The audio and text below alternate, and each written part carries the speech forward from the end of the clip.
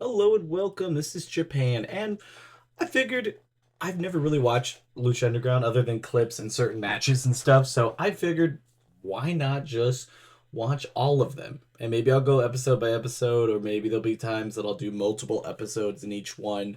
I haven't really decided because I don't really know, so this first one will just be the very first episode, and I'll go based off of, a few of the segments, kind of like I do the rest of my reviews, but maybe we'll just stick to matches and we'll kind of go back and forth from that. I'm not really sure. This is kind of just a new thing, so I'm going to test it out and we're going to see how it goes cuz I honestly it's just like I've seen so many clips about Lucha Underground and I've seen matches, but I have not seen as a whole because it lasted for 4 seasons.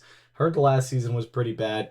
I'm not gonna worry too much because that's way down the line. But I've seen matches like the Chelsea Green and Penta versus Io Sky, Mayu and Kairi Sane. Like I've seen matches like those. I've seen a couple of the Prince Puma matches, which is Ricochet, and I've seen Killshot, which is Swerve Strickland. So I've seen a couple things here and there from that. Obviously, some other Penta matches too. So I figured this would be fun just to kind of go in there and see it, and then maybe we'll do a rating for the first season of where we put people, and yeah, just kind of go from there. I thought this could be just kind of a fun video series that not necessarily we'll have like, hey, every week this will have one video. Maybe there'll be two in a week or none in a week, and we'll just kind of see how it goes. We're gonna be a little loose on there, but I do reviews on everything else from everything that's current WWE, some AEW stuff, and other Stardom, Marigold, whatever else you want to call it. So there'll be a bunch of other stuff that's always on this channel. So if you guys like any type of wrestling, this is what I do. So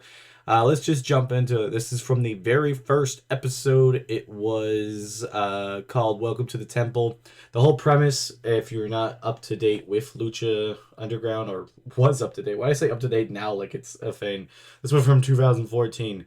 But essentially, they're in this like Aztec tribe, what do you call it, like temple that they're doing like lucha is almost like a sacred art. I love the premise. That's kind of cool as hell. I'm kind of thinking also, depending on how people like this, I should do a TEW series bringing back Lucha Underground in the current landscape of wrestling and see how that goes. That could be a good idea. If somebody feels like we should do that, we should try to do that. But I go back to what we were saying on the match. It's just essentially there's like seven tribes, and seven tribes are fighting for, I guess, the ultimate power. I mean, that's pretty much how all of these things go. So this is what I'm assuming is going to be the overall story. We have an owner that has, a lot of money that's, throwing it around. And that's kind of where we started off as being the whoever has the best match or the best wrestler tonight is going to get 100K, which is still pretty nice for 2014. So we'll just jump into it. So the first match was Chavo Guerrero Jr. versus Blue Demon Jr. Chavo Guerrero, I remember watching a lot in WWE. He was with Eddie.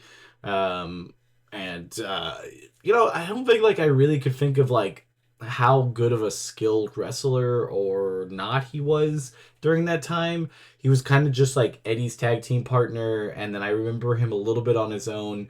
But like off the top of my head, I can't like think that he was bad or good. I don't. I know he was there and he was doing stuff. Blue Demon Jr. I'm a little less aware of. I've seen maybe some more recent matches. I'm pretty sure that he's been on an ROH card or two that I've seen. So I'm kind of basing it off of that. He's much older now, obviously. From 2014, this was 11 years ago, almost to the date to a certain extent. This was broadcast in October. So, or actually, what does it say? It says taped broadcast. Oh, so it was taped 4 months before that. Okay, that makes sense. It was like a season. So this match, for being like the first match on the card or the first match ever, I don't think it's bad. I don't think it's as like high flying, as crazy as what I was expecting compared to the clips and stuff that I've seen later on. And I feel like that kind of thing hadn't really been like their full idea of what they were doing. Like I think they were just trying to discover it, because I've watched up to episode 3 before I felt this one, just because I wanted to give it a little bit of a look to make sure I'm like, am I gonna actually like doing this? And I'm like, this is entertaining. I've been enjoying it, so I figured, watching a little bit ahead wouldn't be too bad.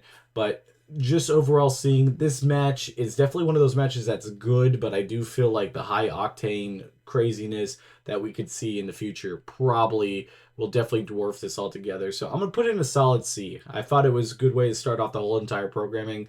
Then we get to a backstage promo with Chavo Guerrero with the owner talking to pretty much just crap about him and his family, being that he's not going to be able to do anything by like he tapped out of all things. I think that was a decent story arc that we're going to see Chavo go into, and I like that story. So far, I'm going to put this in A, but I've been liking it from watching, like I said, a couple episodes ahead to doing this video. I'm just like, yeah, this is a pretty good story arc thing. I probably still would have put it in A, even not watching ahead. Then we had a mixed intergender match here because we can do that here, which is absolutely fun. Son of Havoc versus Sexy Star. I only know a lot of the negative things later on with Sexy Star out of Lucha Underground, so this is my first actual match watching her. I think she was okay. I mean, the match only lasted about 2 minutes, so there wasn't much to be seen. Son of Havoc did okay. I thought it was mildly entertaining. I mean, he cheated to win, so I thought that was at least a little bit of a touch to it. She seems pretty limited in this match and the next match that I saw her in, just of like what she can do. It's not that it's necessarily bad. I just feel like either they're having her corked down or just because of this being a regular match where she didn't get a lot of time anyways, and the other match being a mixed match, maybe that was partially what we'll see. Maybe when we down the line when we see her doing some solo matches, it might be a little bit better.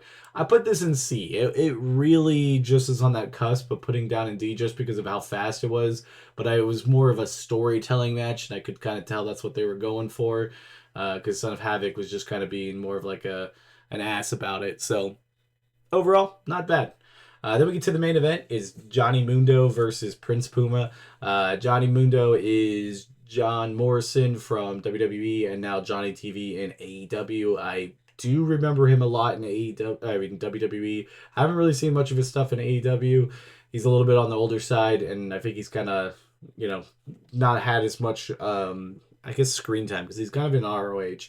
And Prince Puma is Ricochet, who always did phenomenal in WWE. Now he's in AEW and working pretty much like I'd say his in ring work is great, but his mic skills were always kind of the thing that a lot of people, especially in AEW, didn't really like. Here he's not having to talk much because Conan is his manager slash trainer, and Conan is a pretty good aspect to this thing. I kind of seen him in different things, and I don't think I've ever seen him wrestle, but I know he's big with discovering Rey Mysterio and stuff like that. But seeing him on commentary at AAA events now, you kind of get his vibe and stuff, and I like it here. It's like he's almost like a second in command to a certain extent, but like wanting to make his guys good, and I'm cool with seeing that because it just seems fun. This match absolutely cooked. It was definitely the match of the night. I mean, it's the main event. Both of them did really good stuff. I'd never really seen Johnny Mundo wrestle too much like in this time. Like I saw the WWE stuff, but he was kind of always like a tag team type thing or kind of gone out there to almost be like a jobber to a certain extent. But he put in a lot of work here. I thought he did really good for what he was doing. And Prince Puma obviously did amazing stuff. I really think this would have been like the focal point of what they're going to build Lucha Underground off of is these high fast-paced matches. It was only 12 minutes, which was not too crazy. I mean, the episode's about 44 minutes after them getting the things removed, the commercials. So it makes sense that you're not going to get a lot of huge, long matches because that's going to take up a lot of your card. But I think overall, I put this in a solid A. It's really on that cusp. If you put it a little bit lower, it would be understandable. And if you put it a little where I put it, I'd be fine. Definitely not S tier by all means, but I would feel uncomfortable putting it in B because I do feel like it's kind of iconic. Because I kind of like when you've heard of matches, I've heard of this being one of the better matches. Me personally, like I said, I felt like it was getting like where it could be. Like I think this was definitely like, let's try this and see how people like this, and then this should be the catalyst of what we do for now on. And so like they were kind of just testing the waters, and I feel like every match or like show that does that type of thing has like that. This is the growing pain thing of just trying to figure out what's gonna work, what's not gonna work, and I think this definitely worked. Then after the match, Johnny Mundo thought he was gonna get the 100K that he was promised, and the owner slash booker slash everything else refused to, and then they get jumped by, I forget what is, it's the crew is the two guys on the left and right, and then Big Rick. Um, they had some decent moves overall. I just kind of thought they were just like kind of rando guys. Like they really don't have much of a gimmick. I know these two guys just kind of look like, and basically like what they said, they just grabbed them from being like street fighters. And then Big Rick just has like the look of being like he's tough, but he doesn't really have like a wrestling look to me. Like I just look at him and I'm just like, it's a dude. Like just a kind of well built dude. I haven't got behind him yet. Maybe he'll get better, but overall, I put this in B. Overall, I'll put the show in a solid B too. I think it was a pretty good starting show. When I looked at Cage Match, it had 7 out of 10, which would be around a C. So I don't think it's super far off from what I was thinking. I think it really did show a lot of the different stuff. They just really, really need to kind of focus on the Johnny Mundo, Prince Puma angle of like how this is how the match should go. And I think once you do that, it's great. And also, I want to put in there that I really do like Matt Stryker and Vampiro on commentary.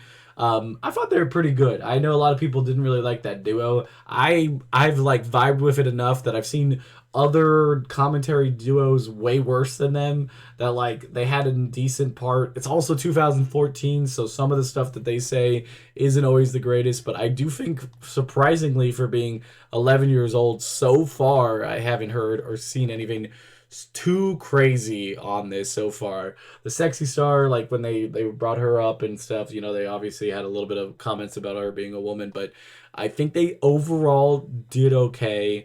And like I said, yeah, I would just kind of buff up a little bit more of the wrestling. The backstage segments are good, but we don't need as many if we're really going to try to get some extra matches, because I feel like this is kind of similar to like WWE Evolve. You got an hour, you should have 3 matches, 3 promos, and that should be what it is. And obviously they're trying to like set up like these little like things of knowing who each wrestler is, because I've seen in the future they have like little vignettes. They're fine, but those vignettes on other episodes are just out of order. So I think that there's still a lot of growing pains. And like I said, I've currently watched up to the middle of episode 3, and I'm going to be doing more and wanting to rate more. So if you guys like these, just make sure you like, comment, subscribe. So I know you guys are enjoying. I always try to do these series because one, I like to do them, but it also does help if other people are enjoying them and want to watch it along and stuff.